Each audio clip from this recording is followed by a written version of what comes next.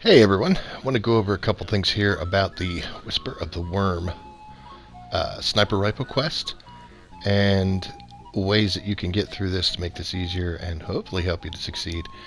Now, I'm actually running this mission here on solo, and this portion is only going to cover the jumping puzzle portion. You can do this part solo, there's no ads to fight, no anything, and this gives you good practical experience and helps you to learn the route of this jump puzzle because you really want to try to get through this as fast as you can. My suggestion is aim to be completing it so that you have about 15 minutes left once you get into the boss area.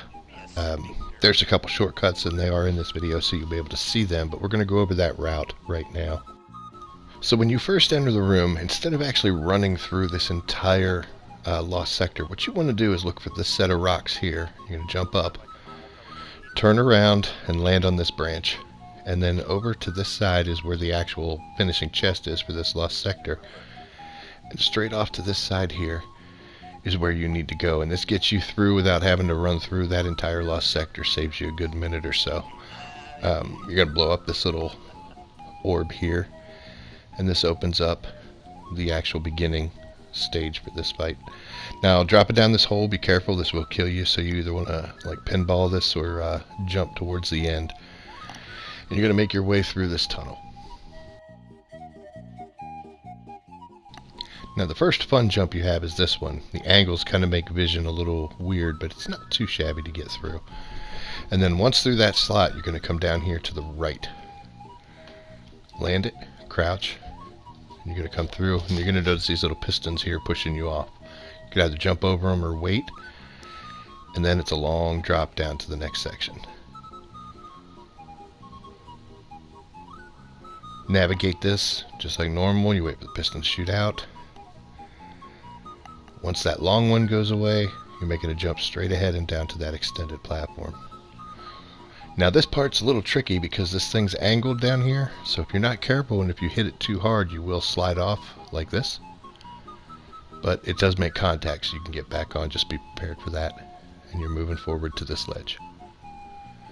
This one's tricky. You have like this little corner, drop down, jump up, you're back on, and now you're more of these little piston guys. And this is just patience. Wait till it retracts and move forward. You don't want to push this too hard because you might make it through both, but the amount of time you're going to have for your respawn and going through it all over again, it's worth it to just play it safe through this section and wait.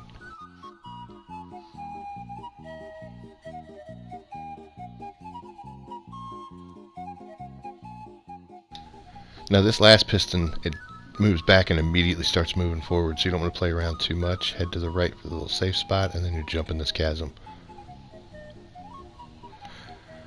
Now up ahead here you'll see a chunk of rock that's missing. That will make you fall if you step into it, so just jump around. And then you're going to want to head to that little elevator. Now I missed it, but I was able to recover and get back. You'll see it drops down. Nice easy jump over. And I'm going to look straight up because you'll see that blade that just popped out. That's designed to interrupt your ability to jump straight ahead. So you got to be careful, make sure you don't hit that. Go underneath it or time it out to where it's retracted when you make that jump, and then make a left into this tunnel. For this portion, it's kind of a diamond shape, and you'll see that little piston's pushing out. If you just scurry across, it's not too hard. You'll get through. And now you're in this section. Now these guys have those little blasters side to the wall, so you need to time your jump so that you're landing there while it's charging. And once you get to a spot, don't spend too much time. Now there's a sniper behind me. You're going to see him take a shot at me and hit me. But I'm not even going to bother with him. I'm just going to maneuver on. The rest of the terrain gives me cover from him. I don't have to worry about him anymore. So now I'm going to time my jump out to the blast. Move over to this side. And there's a little door there. You see it's opening and closing. And that's the ledge I'm aiming for. Jump this little chasm part, and now you're into the teleporting rings. So you're going to want to head to the right and jump towards this upper portion. And it's just a pretty standard walkway.